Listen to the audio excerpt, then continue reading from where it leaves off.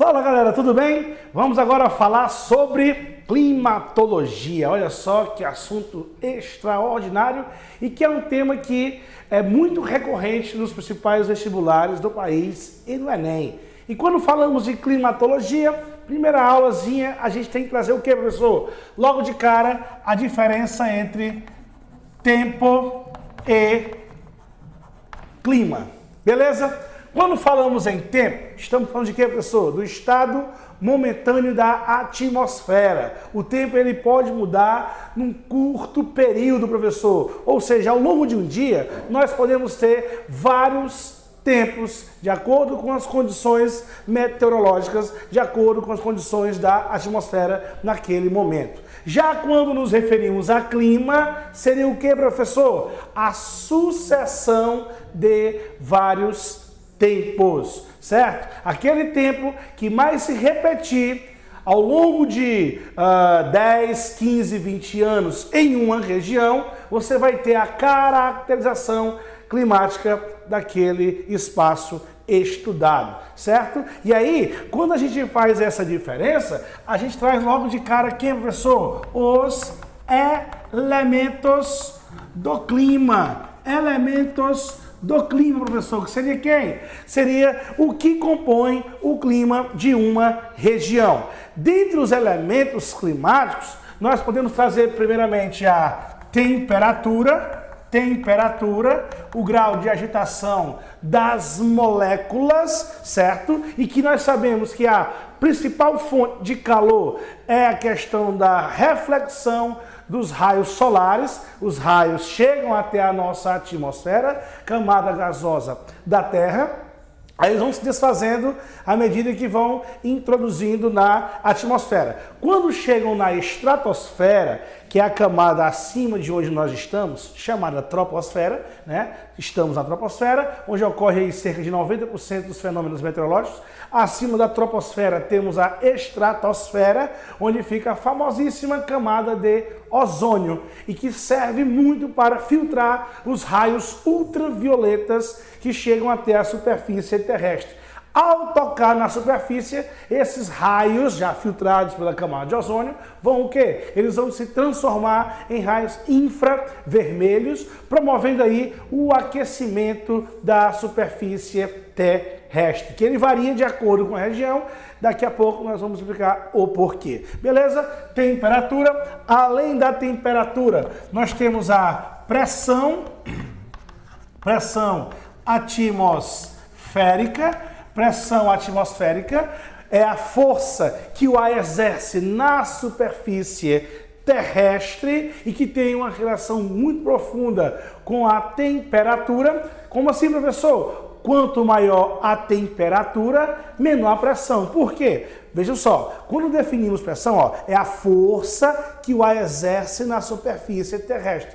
E quando os gases são submetidos a elevar a temperatura, eles se expandem. Quando eles se expandem, os gases vão ascender e essa pressão ela vai diminuir. Assim, as áreas quentes são áreas de baixa pressão. Diferentemente das áreas frias, onde o ar frio é mais denso, ele vai precipitar com maior força, ele vai aumentar a pressão dele, logo a gente vai afirmar que as áreas frias são áreas de alta pressão. Obviamente essa pressão ela vai se comportar de maneira diferente de acordo aí com a altitude, por exemplo, beleza? Ok? Além da temperatura, da pressão atmosférica, nós temos quem, professor? A umidade do ar.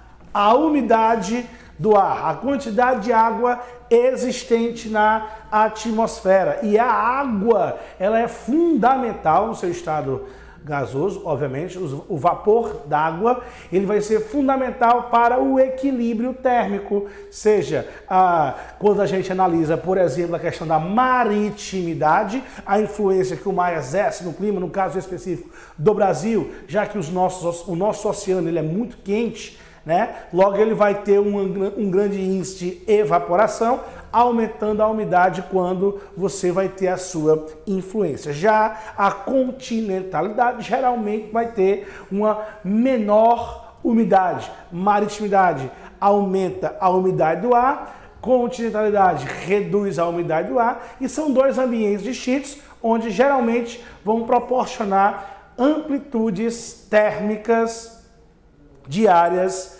diferentes. Onde na região litorânea a amplitude térmica ela vai ser baixa, a diferença entre a máxima e a mínima vai ser baixa, já influenciada aí pela umidade do ar, ok? Uma maior umidade do ar. Já a continentalidade, menor umidade do ar, maior a amplitude térmica, maior a instabilidade, ok? Beleza? Tá aí umidade do ar. Também vamos ter os ventos. Pessoal, o que são os ventos?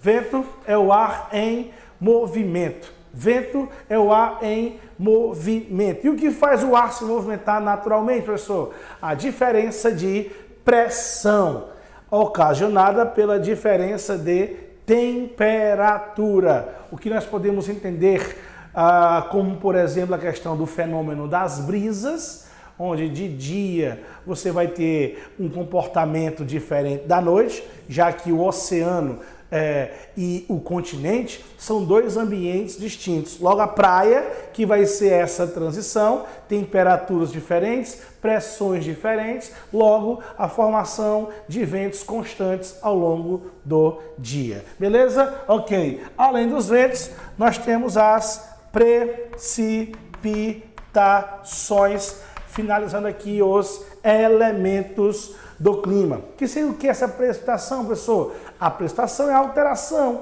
do estado físico da umidade do ar que está no gasoso, né? Isso está no vapor. Então você pode ter como tipo de precipitação chuvas, que temos três tipos, né? Chuvas frontais, duas massas de frente, chuvas orográficas, quando você tem um relevo alterando a direção da nuvem, né? E também as chuvas convectivas, que é, como o próprio nome já sugere, formada pela convecção do ar quente e úmido. Perfeito? Além das chuvas, nós podemos trazer como exemplo de precipitações neve e também granizo, tá bom? Então estes são os elementos que compõem o clima de uma região. Porém, não confunda elementos com fatores. Fatores que influenciam o clima de uma região. Fatores que influenciam o clima de uma região. Quando falamos em fatores, aí nós vamos apresentar quem para vocês? Vamos apresentar, por exemplo, a latitude. Latitude, tá lembrado? Distância de um ponto em relação à linha do Equador.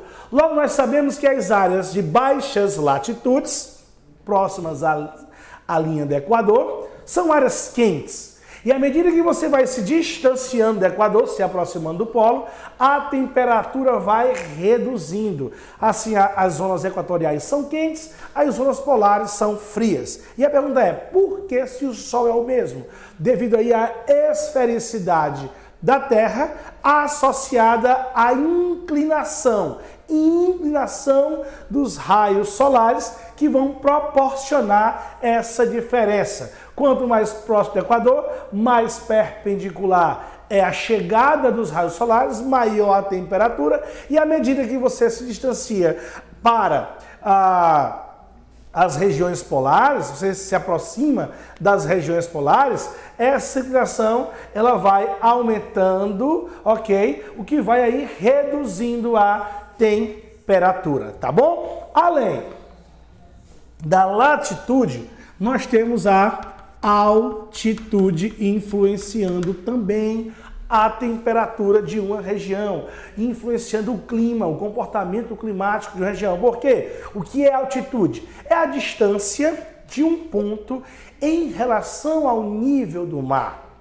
Distância de um ponto em relação ao nível do mar chamamos de altitude. As áreas mais próximas ao nível do mar possuem menores temperaturas em relação às áreas mais elevadas, mais distantes em relação ao nível do ar. Traduzindo, as regiões serranas são mais frias e as regiões litorâneas são mais quentes, em linhas gerais, pegando aqui um exemplo bem típico do Brasil. Aí a pergunta é, por quê? Por que que as áreas próximas ao nível do mar são mais quentes, professor? E as mais elevadas são mais frias? Por vários fatores.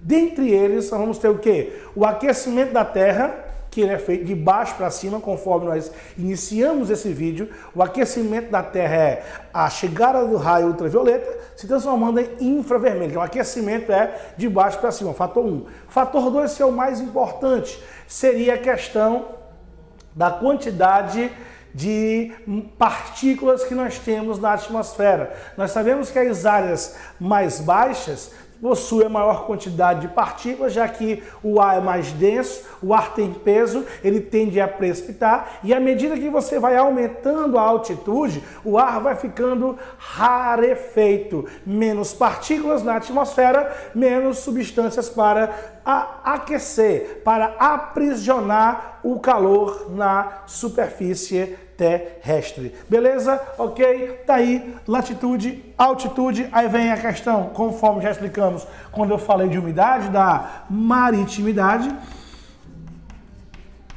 Maritimidade associada também à continentalidade, né?